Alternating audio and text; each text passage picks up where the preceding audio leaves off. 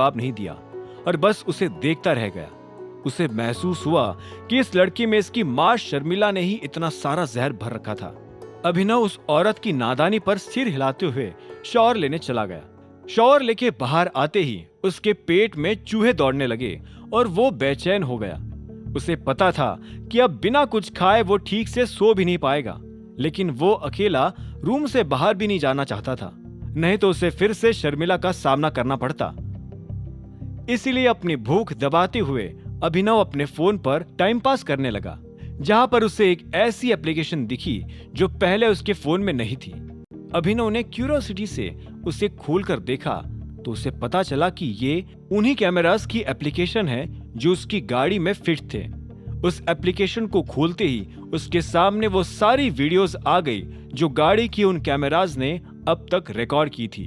अभिनव तुरंत ही उन वीडियोस को चेक करने लगा, जिसमें उसे वो वीडियो भी मिल गई जब देवेन के भेजे गुंडे उसे किडनैप करने आए थे। उन किडनैपर्स को पता भी नहीं था कि वो लोग गाड़ी को देखते हुए कैमरा में भी देख रहे हैं और इसीलिए उनके चेहरे भी साफ साफ रिकॉर्ड हो चुके थे। अभिनव को लगा कि उन लोगों को पकड़वा कर अगर वो उनसे देवेन के खिलाफ गवाही ले लेगा तो देवेन की मार्केट में रेपुटेशन पूरी तरह से खत्म हो जाएगी। अगले दिन अनन्या के पीछे पीछे बाहर निकलते ही अभिनव ने देखा कि शर्मिला उनके दरवाजे के बाहर एक्साइटेड सी खड़ी थी। जैसे ही शर्मिला ने अनन्या को देखा तो उसने कहा, happy birthday my princess. Sharmila की आवाज के बाद डाइनिंग टेबल पर बैठे बाकी लोगों की भी आवाज गूंज उठी, happy birthday Ananya. Thank you mom, thank you everyone, Ananya ने खुश होकर कहा। फिर एक नजर अभिनव की ओर डाली। उन दोनों के बीच सुबह उठते ही इस बात पर बहस हो गई थी कि अभिनव अभी भी अनन्या को बर्थडे विश क्यों नहीं कर रहा था। अभिनव ने सोचा कि वो अनन्या को उसकी ऑक्शन से खरीदी हुई रिंग गिफ्ट करते हुए ही बर्थडे विश करेगा। हालांकि अनन्या अभी भी काफी गुस्सा थी। जब तक तुम्हारी वाइफ हूँ, किसी का बॉयफ्रेंड बनने का नाटक मत करना, अनन्या ने अभिनव को फिर से धमकाया था। अभिनव ने भी उसे चिराग को लेकर कई ताने मारे थे। हालांकि कुछ ही देर में वो दोनों बहस करते करते थक गए और तैयार होकर बाहर आ गए। डाइनिंग टेबल पर भी आज तरह तरह की डिशेस मौजूद थी। राजीव ने भी अनन्या के सिर पर हाथ रखकर कहा, तो फिर आज बर्थडे के क्या प्लान है बेटा?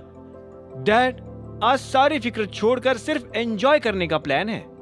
अनन्या मुस्कुराते हुए अपने लिए एक चेयर निकालकर उस पर बैठ गई। अभिनव भी चुपचाप आकर बिना किसी इमोशन के साथ अपने लिए चेयर निकालकर बैठ गया। तुम कुछ देर के लिए ऑफिस भी आओगी ना? हरदेव ने अनन्या की ओर देखकर पूछा।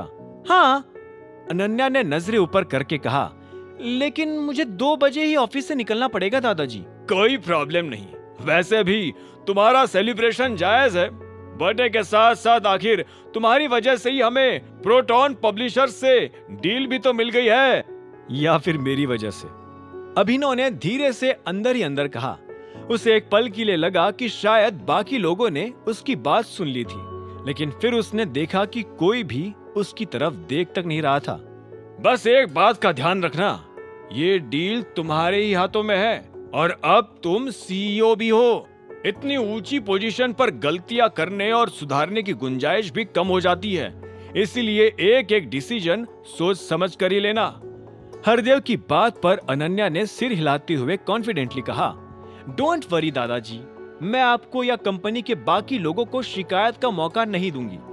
अनन्या का कॉन्फिडेंस देखकर हरदेव ने भी फीकी मुस्कान के साथ अपना सिर हिलाया और फिर जेब में से 2 टिकट्स निकाले। ये मेरी तरफ से छोटा सा गिफ्ट, सिनेमा हॉल के 2 टिकट्स। आज दोपहर का शो है, अभिनव तुम्हें लेकर चला जाएगा। अपना नाम सुनते ही अभिनव ने हैरान होकर हरदेव की ओर देखा। उसे लगा नहीं था कि हरदेव ऐसा भी कुछ कर सकता है। दूसरी ओर शर्मिला के चेहरे पर चिढ़ नजर आई और वो बोली, पर पापा जी, अनन्या के तो पहले से ही चिराग के साथ बाहर जाने के प्लान से आज। अनन्या ने भी शर्मिला की ओर देखकर उसकी बात को बढ़ावा दिया। जी दादाजी, आज तो मैं चिराग के साथ बाहर जा रही हूँ। दोनों माँ बेटी की बातें सुनकर हरदेव बीच में ही बोल पड़े, एक सेकेंड, चिराग क्यों तुम्हें बाहर लेकर जा रहा है, अभिनव क्यों नहीं? उन्होंने फिर गुस्से से अभिनव की ओर देखा, और तुम अनन्या को क्यों नहीं लेकर जा रहे हो?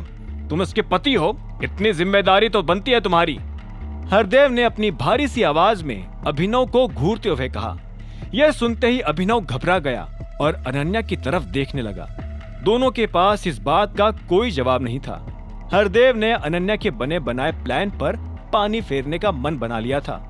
आगे की कहानी जानने के लिए देखें अगला एपिसोड सिर्फ पॉकेट एफएम के यूट्यूब चैनल पर, और द रिटर्न ऑफ टाइगर के सारे एपिसोड्स को सुनने के लिए डिस्क्रिप्शन में दी लिंक से डाउनलोड करें पॉकेट एफएम ऐप।